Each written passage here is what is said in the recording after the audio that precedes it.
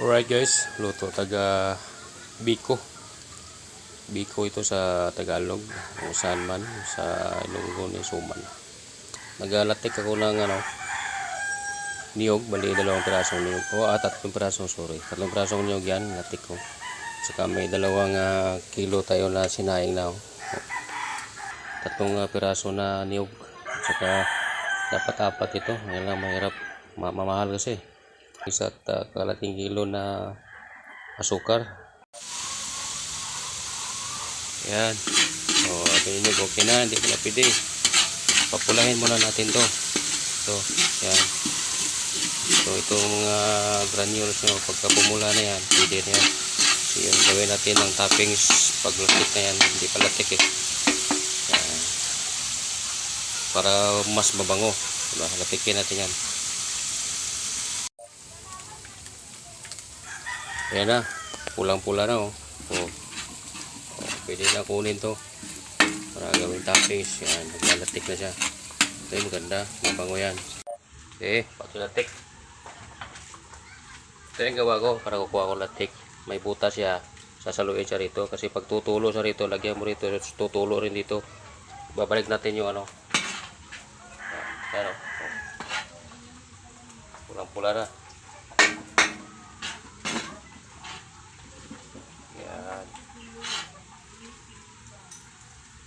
Okay. Tutulo yan. So, tutulo yung yan.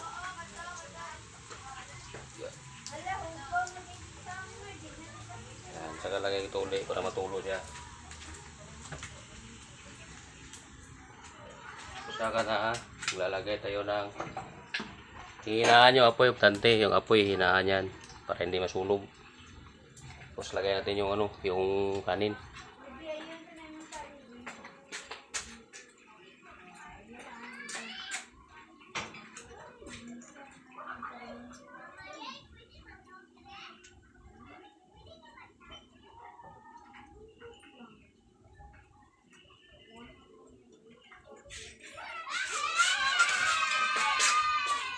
Lagay natin yung kanin. Noon. Sinaing ko ito kanina, nabaho na siya.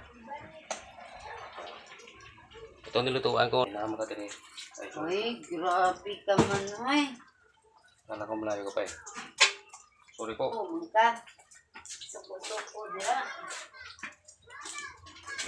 Yan. Saka. Ayun. Para yung latik. Yan. Diba? So, hinalo ko kasi awakan yung magkamahulog. Yan, diba? Nahalo na. Yan. Nagmantika na siya. Yan, nagmantika na.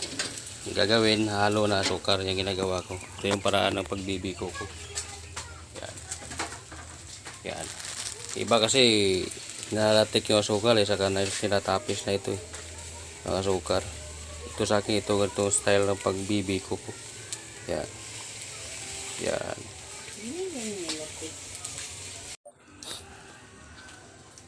Yun, ito.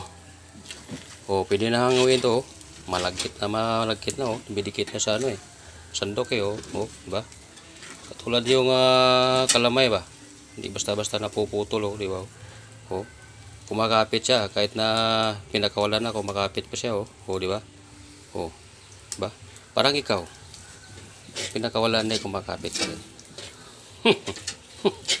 Diba sweet? Ay. Tapos ito yung yung kanina kinuha natin. Yung latik yan. Kung gusto mo na pagka okay na, budbud mo na